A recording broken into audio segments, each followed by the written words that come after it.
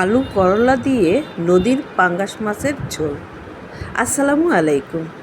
আমি আজ রান্না করব নদীর পাঙ্গাস মাছ দিয়ে করলা এবং আলু দিয়ে ঝোল। আর এই রেসিপিটা অসাধারণ লাগে। একবার এই রেসিপিটা ফলো করে রান্না করে খেয়ে বলবেন রেসিপিটা আপনাদের কাছে কেমন লাগলো। আর আমার এই ভিডিওটা যদি ভালো লাগে তাহলে একটি লাইক দিয়ে পাশে থাকবেন। আর যারা নতুন আছেন আমার চ্যানেলটাকে সাবস্ক্রাইব করে দিবেন। আমি এই পাঙ্গাস মাছ রান্না করার জন্য প্রথমে কড়াইতে তেল দিয়ে তেলটা গরম হলে তার মধ্যে দিয়ে দেব পেঁয়াজ কুচি, তারপর দিয়ে দেব আলু।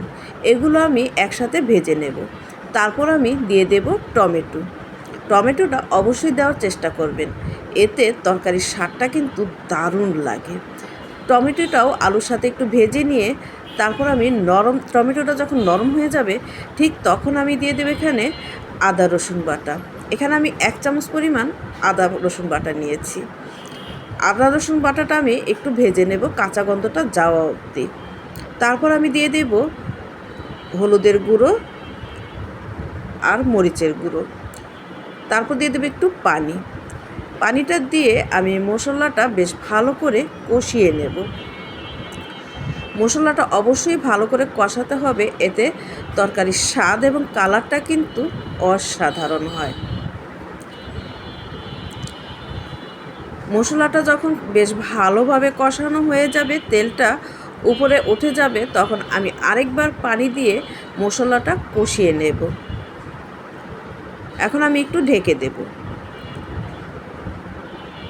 আমি এখন মশলাটা আবার একটু নাড়াচাড়া করে নেব। এখনও কিন্তু পানি রয়েছে, তাই আমি আবার ঢেকে দেব।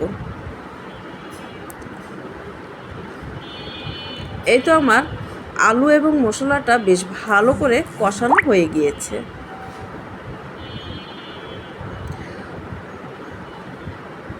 আমি নাড়াচাড়া করে ভালো মতো মশলাটা কষিয়ে নিলাম। এরপর আমি দিয়ে দেবো এখানে মাছটা যেহেতু নদীর পাঙ্গাস মাছ, সেজন্য আমি ভেজে রান্না করব না, আমি কষিয়ে রান্না করব। আর এই নদীর মাছটা কিন্তু কষিয়ে রান্না করলে খেতে অসাধারণ হয়। আমি মাছটা রান্না করার আগে আধা ঘন্টা পর্যন্ত একটু লবণ দিয়ে রেখে দিয়েছিলাম, এতে লবণটা মাছের মধ্যে খুব ভালোভাবে বেজে আর মাছটা খেতেও কিন্তু দারুণ লাগে। এখন মাছটা আমি একটু কষিয়ে নেব, আলুটার সাথে বেশ ভালো করে কষিয়ে নেব। আমার এই রেসিপিটা আপনাদের কাছে কেমন লাগলো ভিডিও শেষে কিন্তু অবশ্যই কমেন্টস করে জানাবেন। এই তো আমার মাছটাও খুব ভালো করে কষানো হয়ে গিয়েছে। দেখুন তরকারির কালারটা কতটা লোভনীয় হয়েছে।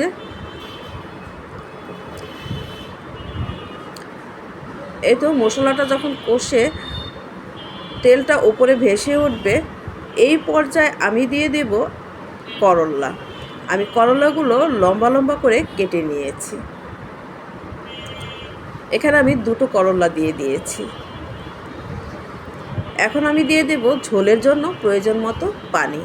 আপনারা ভাবছেন করলা দিয়ে মাছ দিয়ে কিভাবে খায়, কিন্তু বিশ্বাস করেন এইভাবে এই ধরনের মাছ দিয়ে যদি করলা দিয়ে রান্না করেন না, শুধু পাঙ্গাস মাছ নয়, আপনি যদি কাতল মাছ বা রুই মাছ দিয়ে ওইভাবে রান্না করেন তাহলে খেতে কিন্তু দুর্দান্ত হয়। এই তো আমার তরকারিটা প্রায় হয়ে এসেছে, ঝোলটাও কমে এসেছে। এই পর্যায়ে আমি আরেকটি মশলা দিয়ে দেব, সেটা হলো শাক বাটা। আর আমি কী কী দিয়ে শাক বাটা করেছি তার একটি ভিডিও আমার এই পেজে দেওয়া আছে। অবশ্যই শাক বাটাটা দেওয়ার চেষ্টা করবেন, এতে করে কিন্তু তরকারির স্বাদটা দারুণ হয়, অসাধারণ হয়। এখন আমি শাক বাটাটা বেশ ভালো করে মিশিয়ে দেব। তারপর আমি দিয়ে দেব কিছু আস্ত কাঁচামরিচটা আমি দেব ঝালের জন্য নয়, জাস্ট ফ্লেভারের জন্য। কাঁচামরিচটা দিলে ফ্লেভারটা এত সুন্দর হয় কি বলবো। আমি কাঁচামরিচটা দিয়ে কিছুক্ষণ ঢেকে রান্না করব। তারপর আমি 2 মিনিট ঢাকনা দেওয়া অবস্থায় রেখে দেব জালটা বন্ধ করে। তারপর আমি ঢাকনাটা উঠিয়ে নেব। দেখুন তরকারি কালারটা কতটা লোভনীয় হয়েছে। আলহামদুলিল্লাহ, খেতেও অসাধারণ হয়েছিল। আপনাদের সবার জন্য রইল অসংখ্য অসংখ্য ভালোবাসা।